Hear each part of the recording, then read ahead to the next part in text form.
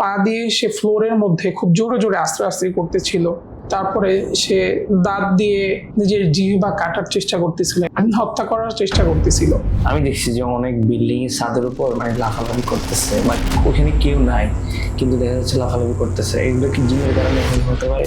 তার ওয়াইফ আশেপাশে থাকা কোনো একটি ধারালো কোনো কিছু দিয়ে তার মাথার একদম মাঝখানে খুবই গুরুতরভাবে একটি আঘাত করলো। এটা কি স্বামীর মাথায়? আচ্ছা, একটা বিষয় যে বলেন তারানাথ তান্ত্রিক, ওই লোক ভারতে বসবাস করতো একসময়, মানে এই তান্ত্রিকের খোঁজ তারা পাইল কিভাবে? তাদের রিলেটিভ কেউ তাদের সাথে খুবই ঝামেলা করে। রিলেটিভটা এরকম যে ওনার হাজবেন্ডের পূর্ব প্রেমিকা একটা মানুষের সাথে, তো একটা মানুষের শত্রুতা এমন পর্যায়ে থাকতে পারে না যে তাকে মারতে চাচ্ছে। এগুলো কি সত্য? ওরা কি পারে জিনকে জবাই টবাই করে ফেলতে? আমরা জিনদেরকে দিনেরও দাওয়াত দেই যেন তারা ইসলামের পথে ফিরে আসতে পারে। আচ্ছা, জিনরা কি আমাদের কিভাবে ক্ষতি করতে পারে, ধাক্কা টাক্কা দিতে পারবে? একটা জিন ততক্ষণ পর্যন্ত মানুষের ক্ষতি বা করতে পারে না যতক্ষণ না মানুষের মৃত্যুর তো কোনো বয়স নেই। মানুষের আশার দুনিয়াতে জন্মগ্রহণ করার যেমন একটা সিরিয়াল বা একটা ধারাবাহিকতা আছে, মৃত্যুর কিন্তু কোনো ধারাবাহিকতা নেই। তো কার বয়স কতটুকু, কে কতটুকু হায়াত নিয়ে দুনিয়াতে আসছে, এটা একমাত্র আল্লাহ রাব্বুল আলামিনই ভালো জানেন।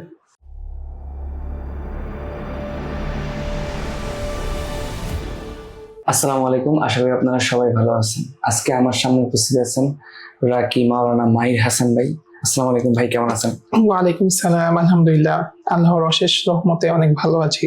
আজকে আমরা বিভিন্ন প্যারানর্মাল স্টোরি আপনাদেরকে শেয়ার করব, আশা করি আপনারা আমাদের সাথেই থাকবেন। ভাই, আপনার জীবনের এমন কোন স্টোরি আছে যেটা মানে মনে করেন যে সবার কাছে শেয়ার করা যায়?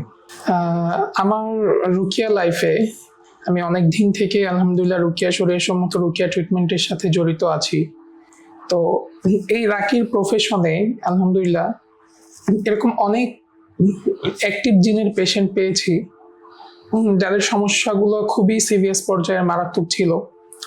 তার মধ্যে একটা সমস্যা আছে যেটা আমি শেয়ার করতে চাচ্ছি। সেটা হচ্ছে একবার মোহাম্মদপুরে যখন আমি পেশেন্ট দেখি, তখন পেশেন্ট ছিলেন মহিলা। উনি আমাদের সেন্টারে আসার সাথে সাথে আর কি সেন্সলেস হয়ে পড়ে। তারপরে যখন তিনি আমাদের এখানে আসেন, আমরা তার রুকিয়া ডায়াগনোসিস রিপোর্টটা যখন নিলাম, তখনই মনে হলো যে হয়তো বা কোনো জিনের চালান বা এই ধরনের কোনো কিছু থাকতে পারে। ঠিক সেম ভাবে যখন আমরা রুকিয়া ডায়াগনোসিস শুরু করলাম, তখন তার বডিতে জিনের অ্যাক্টিভিটি প্রকাশ পেল, এবং এটা এমন পর্যায়ের যে পেশেন্ট যে ছিল তাকে মারাত্মকভাবে হার্ম করতেছিল। অনেক সময় হাত দিয়ে বিভিন্ন আশেপাশের বিভিন্ন বস্তুকে আঘাত করতেছিল।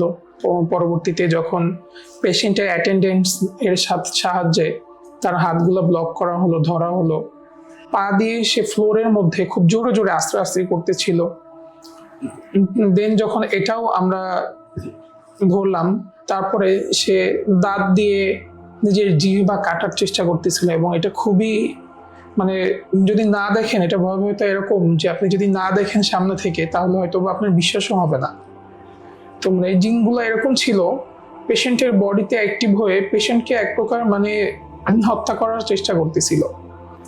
রুকিয়া বিষয়টার কারণে রুকিয়া কন্টিনিউস রুকিয়া চলতেছিল, যার কারণে এই জিনগুলা আসলে কষ্ট পাচ্ছিল, এবং সে পেশেন্টকে আঘাত করার মাধ্যমে চাচ্ছিল যে আমরা যেন রুকিয়াটা বন্ধ করে দেই বা তাদেরকে ছেড়ে দেই, এরকম কোনো কিছু।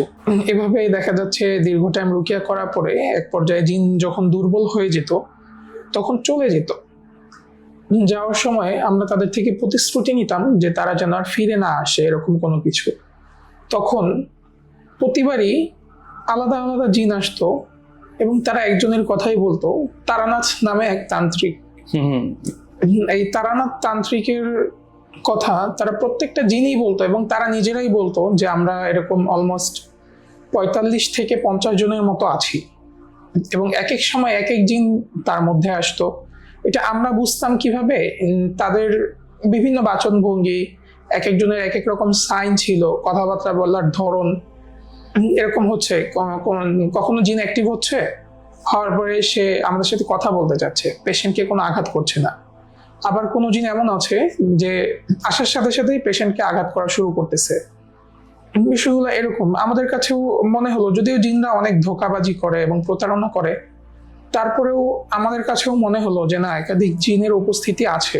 কারণ আমরা দীর্ঘদিন থেকে এই ট্রিটমেন্ট দিয়ে আসতেছি এবং আমাদের অভিজ্ঞতার আলোকে এই বিষয়গুলো আমরা কম বেশি বুঝতে পারি। তো দীর্ঘদিন রুকিয়া করার পরেও তার মধ্যে যে সমস্যাগুলো ছিল সেগুলো কমতেছিল না, আর সে কোনোভাবেই বাসায় গিয়ে আমল করতে পারতেছিল না। নামাজ পড়া থেকে শুরু করে কোরআন পড়া বা আমরা যে আমলগুলো দিতাম, বেসিক্যালি আমরা পেশেন্টদেরকে দেখা যায় অডিও দেই, অডিওগুলো যেন তারা ইজিলি শুনতে পারে, এই আমলগুলোও সে করতে পারতেছিল না। বাসায় গিয়ে যখনই এগুলো করা ট্রাই করে বা যখন তিনি একটু জিনের অ্যাক্টিভিটি থেকে মুক্ত থাকে, তখনই দেখা যায় আমল করতে গেলেই তার মধ্যে জিন পজেস হয়ে যাচ্ছে, সে নিজেকে আঘাত করতেছে। মোট কথায় পেশেন্টের সাথে সবসময় এক দুইজন অ্যাটেন্ডেন্স থাকা লাগতো। বুঝতে পারছি। প্রথম যেদিন আমাদের এখান থেকে রুকিয়া করলেন, রুকিয়া করে যাওয়ার পরে তিনি আমল করা ট্রাই করছে, কোনোভাবে আমল করতে পারেনি। তারপর ওনার হাজবেন্ডকে আমি বলেছিলাম যে আপনারা আপনাদের বাসার মধ্যে সূরা বাকারার অডিওটা প্লে করে রাখেন। যখন সূরা বাকারার অডিও প্লে করে রাখা হলো, রাত্রে একটা পর্যায়ে তারা ঘুমালো। পেশেন্টের বডিতে হুট করেই জিনের কোনো অ্যাক্টিভিটি প্রকাশ পাওয়ার পরে সে উঠে ওয়াশরুমের দিকে যেতে লাগলো। ওয়াশরুমের দিকে যখন যেতে লাগলো, তখনই তার হাজবেন্ড হঠাৎ করে বিষয়টি বুঝতে পারে এবং সে জাস্ট বিছানা থেকে তার ওয়াইফ পর্যন্ত বা ওয়াশরুম পর্যন্ত আসতে আসতেই তার ওয়াইফ আশেপাশে থাকা কোনো একটি ধারালো কোনো কিছু দিয়ে তার মাথার একদম মাঝখানে খুবই গুরুতরভাবে একটি আঘাত করলো। এটা কি স্বামীর মাথায়? নিজের মাথায় খুবই গুরুতরভাবে আঘাত করলো। মুহূর্তের মধ্যেই সে সেন্সলেস, বডিতে জিনের অ্যাক্টিভিটি নেই, সে নিচে শুয়ে আছে আর ফ্লোরটা রক্তে রঞ্জিত হয়ে আছে। আর পেশেন্ট যে মহিলা, উনি ফ্লোরের মধ্যে আর কি কাঁপতেছে, ব্যথার তাড়নায় কাঁপতেছে, মানে ওই সময় সে সেন্সে আসছে। দেন তাকে খুব দ্রুততার সহিত হসপিটালে নেওয়া হলো এবং তার মাথায় 7টা সেলাই লাগছে, 7টা সিলি পড়ছে। এই বিষয়টা সম্পর্কে যখন আমরা অবগত হলাম, তখন এতটুকু আমাদের কাছে ক্লিয়ার হলো যে না, বাসায় সম্ভবত জাদুর কোনো জিনিস বা কোনো কিছু আছে। কারণ এই ধরনের অ্যাক্টিভিটি আরও তো আমরা জিনের অ্যাক্টিভ পেশেন্ট দেখি, এই ধরনের অ্যাক্টিভিটি এগুলো তো একদম সিরিয়াস পর্যায়ে। যেই হোক, একটা মানুষের সাথে তো একটা মানুষের শত্রুতা এমন পর্যায়ে থাকতে পারে না যে তাকে এরকম ভাবে কষ্ট দিচ্ছে, পাশাপাশি তাকে মারতে চাচ্ছে, এরকম কোনো কিছু। এমনকি ওই মহিলার একটা ছোট বাচ্চা ছিল, মাশাআল্লাহ বাচ্চাটা দেখতে খুবই সুন্দর। এই বাচ্চাটা ভয়ে তার মায়ের কাছে আসতো না। তার মা যখন স্বাভাবিকও থাকতো, এই বাচ্চা তার মায়ের কাছে যেতে পারতো না, কান্নাকাটি করতো। পাগলামো আচরণটা না, বিষয়টা হচ্ছে যে যখন সে একটু স্বাভাবিক থাকতো, তখনই কিন্তু সে তার ছেলে বা স্বামী, তাদের প্রতি তার একটা আসতো, একটা ভালোবাসা, একটা মহব্বত যেটা। তো যখন সে একটু নর্মাল, তখনও সে যখন ট্রাই করতো তার বাচ্চার কাছে যাওয়ার জন্য, তার 4.5 কি 5 বছরের বাচ্চা হবে, তখন ওই বাচ্চা তাকে দেখে ভয়ে তার থেকে দূরে দূরে থাকতো। তো একটা মায়ের জন্য এর থেকে কষ্টদায়ক কি হতে পারে যে তার সন্তান তাকে দেখে ভয় পাচ্ছে। পরবর্তীতে আমরা তাকে জানালাম যে আপনারা আপনাদের বাসাটা একটু সার্চ করেন, প্রত্যেকটা জায়গায়, প্রত্যেকটা কোনায় কোনায় দেখেন কোনো রকম কোনো জিনিসপত্র, কোনো কিছু পান কিনা, জাদুর কোনো জিনিস বা সন্দেহজনক এমন কোনো জিনিস পান কিনা। তারপরে তারা যে রুমে থাকতো সেই রুম সহ তাদের বাসার প্রত্যেকটা রুম সার্চ করে এবং সেখানে কোনো কিছুই পায় না। কিন্তু জিনের যে সমস্যাগুলো, এগুলো সেম ভাবে ছিল। দেন আমরা তাদের বাসায় যাই, আমরা 2-3 জন মিলে তাদের বাসায় যাই। বাসায় গিয়ে আমরা টানা 3 থেকে 4 ঘন্টা তাদের বাসায় একটা রুকিয়ার সেশন করি। রুকিয়ার সেশন করার পরে বাসায়ও তাদের সেম অ্যাক্টিভিটি ছিল, মহিলার বডিতে জিনের অ্যাক্টিভিটি এরকম। পরে আমরা যখন চলে আসলাম, আসার পরে আমরা আবার জানালাম যে এখন আপনারা আবার আপনাদের বাসায় আরেকবার সার্চ করেন। তাদের ওই যে রুমটা ছিল, ওই রুমটার মধ্যে পরবর্তীতে আমরা রুকিয়া করে আসার পরে 4 থেকে 5টার মতো তাবিজ এবং লাল সুতা দিয়ে পেঁচানো কিছু কাগজের মধ্যে বিভিন্ন প্রকার পুতুর, বিভিন্ন প্রকার জাদু বা এই ধরনের কুফরি তন্ত্রমন্ত্র আঁকিবুকি করা, এগুলো তারা পেল। এবং এমন এমন জায়গা থেকে পেল, আমি তাদেরকে স্পষ্টভাবে জিজ্ঞেস করেছি আপনারা এর আগে এই জায়গাগুলোতে সার্চ করেছিলেন কিনা। তারা বলছে যে না, আমার স্পষ্ট মনে আছে, আমি এই জায়গাটাতে দেখেছিলাম, কিন্তু এখানে কোনো কিছু ছিল না। মোট কথা, জাদুর যে জিনিসগুলা, এগুলা সম্ভবত গুপ্ত ছিল, রুকিয়ার উপর প্রকাশিত অদৃশ্য হয়েছে। ছিল, যেটা রুকিয়ার ইফেক্টের মাধ্যমে প্রকাশ পেল। যখন আমরা এগুলো নষ্ট করে দিলাম, তারপরেও যে পেশেন্ট একেবারে খুব সুস্থ, বিষয়টা এরকম না। সে কিছুটা সুস্থ, টুকটাক আমল এখন নিজে করতে পারতেছে, জিনের অ্যাক্টিভিটি মাঝে মাঝে আসে, কিন্তু আগের মতো এরকম সিরিয়াস না। তারপরে আমরা তাকে রেগুলার একটা রুকিয়া সেশনের মধ্যে রাখি, 1 দিন বা 2 দিন পর পরে আমরা তাকে রুকিয়া সেশনের মধ্যে রাখি। সে আস্তে আস্তে স্বাভাবিক জীবনে ফিরে আসতে থাকে, আমল শুরু করে। দেখা যায় আগে নিজে চেয়েও আমল করতে পারতো না, বা তাকে হেল্প করতে হতো। তো আস্তে আস্তে আলহামদুলিল্লাহ রুকিয়ার মাধ্যমে সে একটা স্বাভাবিক জীবনে ফিরে আসে, যে বিষয়টা মানে আমাদের জন্য খুবই একটা টার্নিং ছিল এবং তাদের জন্যও ছিল। কারণ এই ধরনের সিভিএস পেশেন্ট আমরা খুবই কমই পাই। তবে এই প্রসেসটা, এই সময়টা, এটা কিন্তু যতটা শর্টে আমি বললাম, এতটা শর্ট ছিল না। একটা দীর্ঘ টাইম, একটা দীর্ঘ প্রসেসে এই কাজগুলো হচ্ছে। তো এই কারণেই দেখা যায় আমরা আমাদের রুকিয়া পেশেন্ট যারা থাকে, ওনাদেরকে আমরা এটাই মোটিভেশন দিই যে আপনারা কখনো নিরাশ হবেন না, আশাহত হবেন না। আল্লাহ তাআলার উপর বিশ্বাস রাখবেন যে আল্লাহ তাআলা অবশ্যই আপনাকে এই রোগ থেকে মুক্ত করবেন। কারণ আল্লাহ তাআলা চাইলেই কিন্তু কোনো মাধ্যমের প্রয়োজন হয় না। তিনি চাইলেই কোনো রকম কোনো মাধ্যম ছাড়াই মানুষকে সুস্থ দিতে পারে। অবশ্যই। আচ্ছা, একটা বিষয় যে বলেন তারানাথ তান্ত্রিক, মানে এই তান্ত্রিকের খোঁজ, মানে বাংলাদেশে যারা ওনাকে জাদু করছে তারা পাইলো কিভাবে? মানে আমি যতটুকু জানি যে তারানাথ তান্ত্রিকের মানে স্থান হচ্ছে ভারতে, ওই লোক ভারতে বসবাস করতো একসময়। এই বিষয়টা আমরা তাদের কাছ থেকে যতটুকু ইনফরমেশন নিয়েছিলাম, যে তারা বলতেছিল যে তাদের রিলেটিভ কেউ তাদের সাথে খুবই ঝামেলা করে, শত্রুতা। রিলেটিভটা এরকম যে ওনার যে হাজব্যান্ড ছিল, ওনার হাজব্যান্ডের পূর্ব প্রেমিকা, আচ্ছা আচ্ছা। ওনার হাজব্যান্ডের পূর্ব প্রেমিকা যে হচ্ছে তার ওয়াইফের ক্ষতি করতে চাচ্ছিল। মানে অনেক কিছু হচ্ছিল। অনেক সময় জিন জাদুর সমস্যার ক্ষেত্রে দেখা যায় ওয়াইফের সমস্যা থাকলেও ইফেক্ট অনেক সময় হাজব্যান্ডের উপর থাকে, কিন্তু ওনার ক্ষেত্রে ছিল বিষয়টা বিপরীত। উনি এমন সিরিয়াস পর্যায়ে অসুস্থ বা এই জিনের সমস্যা, কিন্তু তার হাজব্যান্ডের কোনো চুল পরিমাণও সমস্যা ছিল না। তারপরে যখন বললো যে না, ওনার সাথে তো ওদের সাথে আমরা কন্ট্যাক্ট করি না। ওর হাজব্যান্ড বলতেছে যে আমি কন্ট্যাক্ট করি না, কিন্তু সে ট্রাই করতো। ওইখান থেকেই তার একটা ক্ষোভ থাকতে পারে, বা আমি পরবর্তীতে জানতে পেরেছি যে সে এরকম ভাবে বিভিন্ন তান্ত্রিক বা এদের বুঝতে পারছি কাছে যাতায়াত, এই ধরনের বিষয়গুলো ছিল। তো তান্ত্রিকের যে বিষয়টা, এটা কিন্তু আমরা বা ওনারা বলছে বিষয়টা এরকম না। এটা হচ্ছে রুকিয়া করার এক পর্যায়ে জিন যখন দুর্বল হয়ে যায়, তখন দেখা যায় আমরা কিছু তাদমির সেশন রাখি, যেন এই জিনগুলো চলে যায়। এবং আমরা জিনদেরকে দিনেরও দাওয়াত দেই যেন তারা ইসলামের পথে ফিরে আসতে পারে। কারণ একটা জিন তখনই এরকম করে, এই ধরনের কাজগুলো করে, যখন সে শয়তানের অনুসারী হয়। ঠিক আছে? তো এই হলো। তো ওই জিন নিজেই যখন দুর্বল হয়ে গেছে, আমরা যখন জিজ্ঞেস করছি যে কে পাঠাইছে, নাম কি, বলতে চাচ্ছিল না। পরে রুকিয়ার মাধ্যমে যখন সে আরো দুর্বল হলো, সে এক পর্যায়ে গিয়ে আমাদেরকে বলছে যে আমার নাম অমুক, আমাকে অমুক তারানাথ তান্ত্রিক পাঠাইছে, এবং সে খুবই ভয়ঙ্কর, সে অনেকগুলো জিনকে বশ করে রাখছে।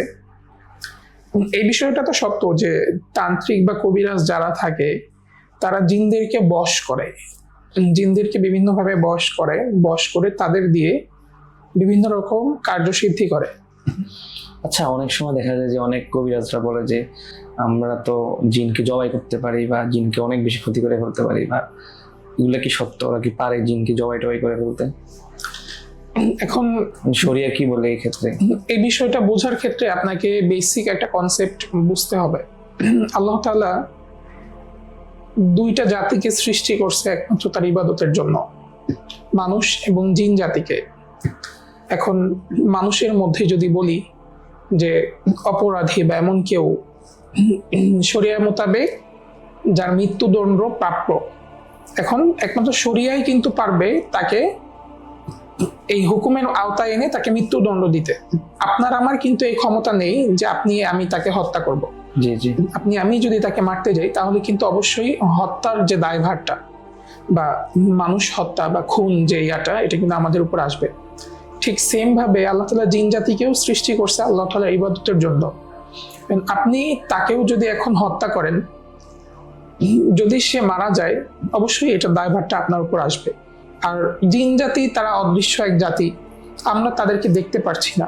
এখন তারা আদৌ মূল্য কিনা এই বিষয়টার শিওরিটি কিন্তু আমাদের কাছে নাই। কবিরাজরা বিভিন্ন প্রতারণা বা ধোঁকাবাজি করে। বেসিক্যালি তারা যে জিনিসটা করে, যে দেখা যাচ্ছে যে তারা হয়তোবা তাদের পালিত কোনো জিনের মাধ্যমে অন্য জিনকে হত্যা করে, এটা একটা। নতুবা আরেকটা হচ্ছে যে তাদের পালিত জিন দিয়ে অন্য যে জিন আছে তাদেরকে তাড়িয়ে দিচ্ছে, বা যে বাসায় বা যে লোককে দেখতেছে ওইখানে তাদের একটা জিন রেখে দিচ্ছে, সে ওখানে পাহারা দিচ্ছে বা পাইচারি করতেছে, দেখতেছে যে ও কোনোদিন সে আসে কিনা, আসলে তাকে তাড়িয়ে দিচ্ছে। অবশ্যই যে জিনটা ওখানে ছিল ওই জিনটার তুলনায় কবিরাজের পালিত জিনটা বেশি শক্তিশালী, যার কারণে অপর যে জিনটা তার শক্তির কাছে পেরে উঠতে পারতেছে না। এরকম এই কারণেই দেখা যায় যে পরবর্তীতে যখন এই যে একটা সুরক্ষা কবচ বা এই যে একটা যে ঘেরা জিনদের ঘেরা, এটা যখন সরে যায় বা চলে যায়, ওই অপর যে জিনটা তার উপদ্রব আগের থেকে আরো বেশি পাওয়া যায়।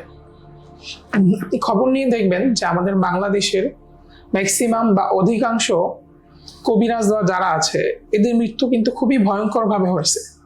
কারণ আপনি জিনদেরকে পালতেছেন, আপনি মনে করতেছেন যে জিন হয়তো বা আপনার প্রেফারে আছে, কিন্তু এটা এমন একটা জাতি যাকে আপনি দেখতে পারতেছেন না। এটা কোন সময় কিভাবে আপনার ক্ষতি করবে এটা আপনি নিজেও জানেন না। এই কারণেই শরিয়া কখনো এই বিষয়গুলোর সম্মতি দেয় না। বুঝতে পারছি। আচ্ছা, একটা বিষয়, মানে আমি দেখছি যে অনেক বিল্ডিং এর ছাদের উপর মানে লাফালাফি করতেছে, বা ওখানে কেউ নাই কিন্তু দেখা যাচ্ছে লাফালাফি করতেছে, এগুলো কি জিনের কারণে হতে পারে? হ্যাঁ, এই বিষয়টা আসলে আমার ছোটবেলার একটা ঘটনার সাথে কানেক্টেড। এটা হচ্ছে এরকম যে আমি যখন মাদ্রাসায় পড়াশোনা করতাম, তখন আমাদের ছাদের উপর, আমরা রাত্রেবেলা যখন ঘুমাতাম, আমাদের তখন ছাদে ওঠার কোনো সিঁড়ি ছিল না। এবং মাদ্রাসার রুলস এমন ছিল যে রাত 12টার পরে অকারণে কেউ বাহিরে ঘোরাঘুরি করতেই পারবে না। আর ছাদে ওঠা তো দুষ্কর বিষয়, যেখানে কোনো সিঁড়ি নেই সেখানে আমাদের মতো বাচ্চারা ছাদে উঠবে এটা তো কখনোই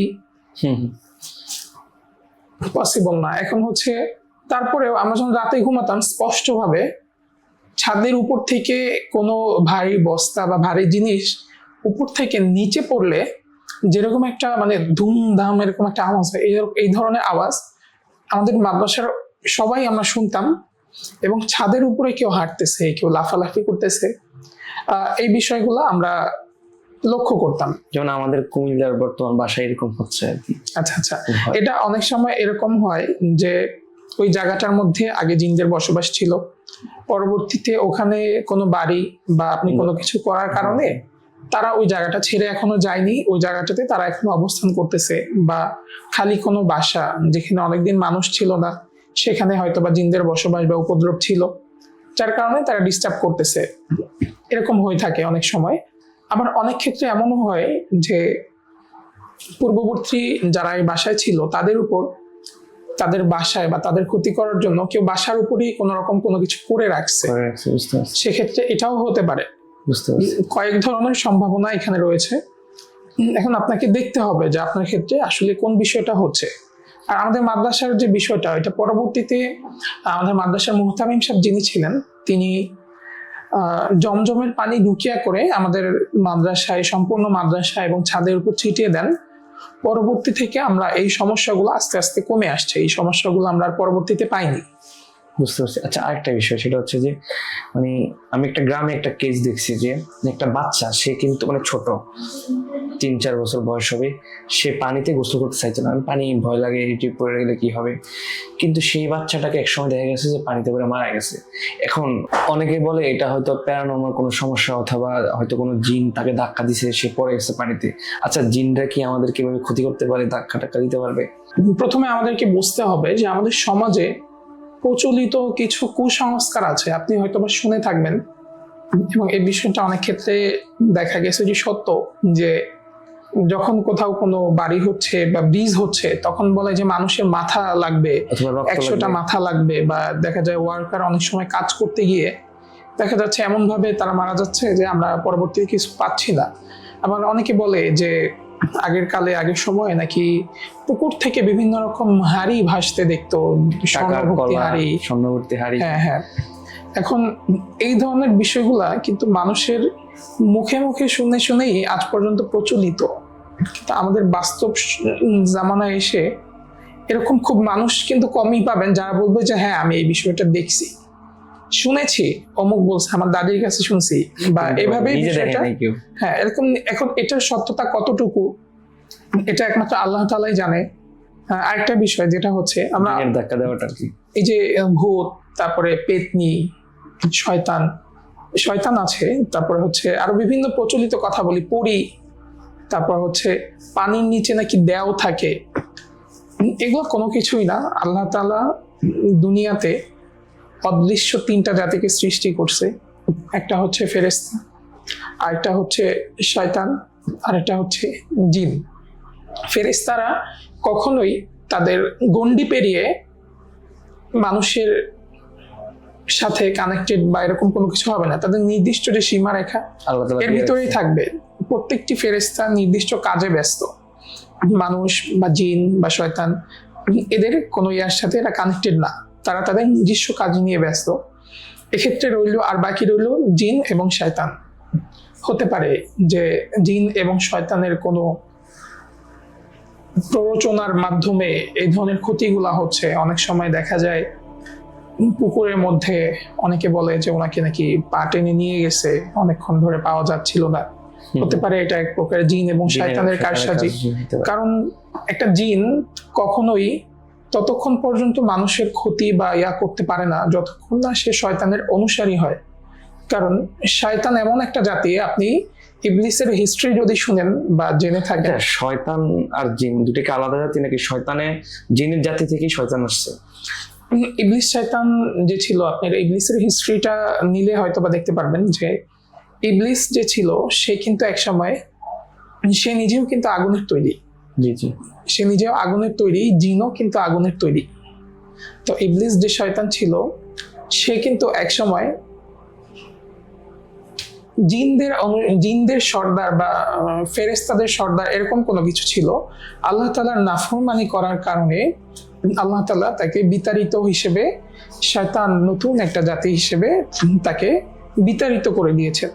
এই বিতাড়িত হওয়ার সময় সে আল্লাহর কাছে এই শক্তি চেয়ে নিয়েছে যে আমাকে এই শক্তি দিন যেন আমি আপনার উম্মতকে বিভ্রান্ত করতে পারি, আপনার উম্মতের রগ রেশায় গিয়ে আমি যেন তাকে বিভ্রান্ত করতে পারি, আপনার পথ থেকে ভ্রষ্ট করতে পারি, আপনি আমাকে এই শক্তি দিন। শয়তান আল্লাহর কাছে এই শক্তি চেয়ে নিয়েছে। অতঃপর সে নিজস্ব একটা জাতি বা নিজস্ব একটা দল তৈরি করে নিয়েছে। আর জিন জাতি হচ্ছে মানুষের মতোই, আল্লাহ তাআলা তাকেও সৃষ্টি করেছে ইবাদতের জন্য। মানুষের মধ্যে যেমন ভালো এবং খারাপ থাকে, জিনদের মধ্যেও এমন আছে। তো খারাপ জিনগুলোই দেখা যাচ্ছে যে শয়তানের সাথে কানেক্টেড হয়ে মানুষের বিভিন্ন রকম ক্ষতি করতেছে। আবার আরেকটা বিষয় যেটা আপনি বললেন, তো এটা এক্ষেত্রে হতে পারে, এটা সম্ভাবনা রয়েছে। আবার এটা তার ডেস্টিনি বা তাকদিরও হতে পারে। তার তাকদিরে তার মৃত্যুটা এই পর্যন্তই ছিল, বা ছোট বাচ্চা দেখে মারা গেছে বিধায় আমরা অনেকে হয়তো বা বিষয়গুলো বলি যে এত অল্প বয়সে, এত কম বয়সে মারা গেল। এখন মানুষের মৃত্যুর তো কোনো বয়স নেই। মানুষের আশার, দুনিয়াতে জন্মগ্রহণ করার যেমন একটা সিরিয়াল বা একটা ধারাবাহিকতা আছে, মৃত্যুর কিন্তু কোনো ধারাবাহিকতা নেই। কিন্তু কার বয়স কতটুকু, কে কতটুকু হায়াত নিয়ে দুনিয়াতে আসছে, এটা একমাত্র আল্লাহ রাব্বুল আলামিনই ভালো জানেন। বুঝতে পারছি। মাহির হাসান ভাই, আপনাকে ধন্যবাদ। আপনার মাধ্যমে আজকে আমি অনেক কিছু জানতে পারলাম। আচ্ছা ভাই, এখন আপনি কোথায় আছেন, মানে কি করতেছেন প্রফেশন হিসেবে? আলহামদুলিল্লাহ, আমি বর্তমানে বাংলাদেশের স্বনামধন্য হিজামা ও রুকিয়া সেন্টার, হিজামা প্ল্যানেট কাপিং ও রুকিয়া সেন্টারের সাথে জড়িত আছি এবং বনানী ব্রাঞ্চে আমি পেশেন্টদেরকে রুকিয়া ট্রিটমেন্ট দিয়ে আসছি। আজকে যে বিষয়গুলো নিয়ে আলোচনা হলো, আল্লাহ তাআলা আমাদেরকে এই বিষয়গুলো বোঝার তৌফিক দান করুক। আমিন। আমিন।